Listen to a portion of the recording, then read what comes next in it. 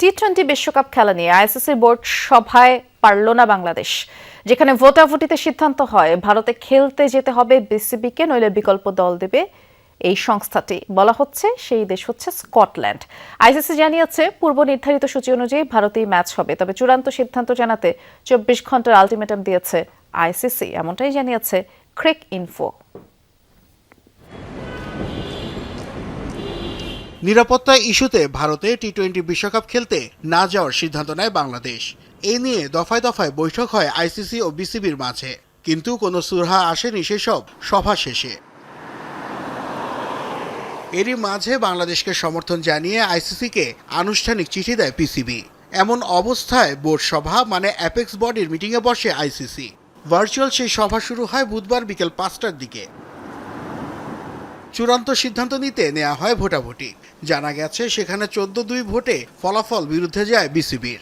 সিদ্ধান্ত আসে টি-20 বিশ্বকাপ পূর্ব নির্ধারিত সূচি অনুযায়ী অনুষ্ঠিত হবে এবং বাংলাদেশের ম্যাচগুলো ভারতেই খেলা হবে। আইসিসির দাবি, টুর্নামেন্টের এত কাছাকাছি সময়ে সূচি পরিবর্তন করা সম্ভব নয়। এছাড়া কোনো বিশ্বাসযোগ্য নিরাপত্তা হুমকি ছাড়াই এই পরিস্থিতি সূচি পরিবর্তন করা হলে তা একটি নেতিবাচক উদাহরণ তৈরি হতে পারে। স্বতন্ত্র নিরাপত্তা মূল্যায়ন উল্লেখ করে তাদের দাবি, বাংলাদেশ দলের নিরাপত্তা বা সুরক্ষার জন্য কোনো বিশ্বাসযোগ্য বা যাচাইযোগ্য হুমকি নেই। ক্রিক ইনফো দাবি করছে বিসিবিকে চূড়ান্ত সিদ্ধান্ত নিতে 24 ঘন্টার সময় বেঁধে দিয়েছে আইসিসি। যদি বাংলাদেশ তাদের সিদ্ধান্ত পরিবর্তন না করে তবে কপাল খুলতে পারে স্কটল্যান্ডের। নেদারল্যান্ডস, ইটালি ও জার্সির কাছে হেরে বাছাই পর্ব থেকে ছিটকে পড়া এই দলটাকে ভাবা হচ্ছে টাইগারদের বদলি হিসেবে।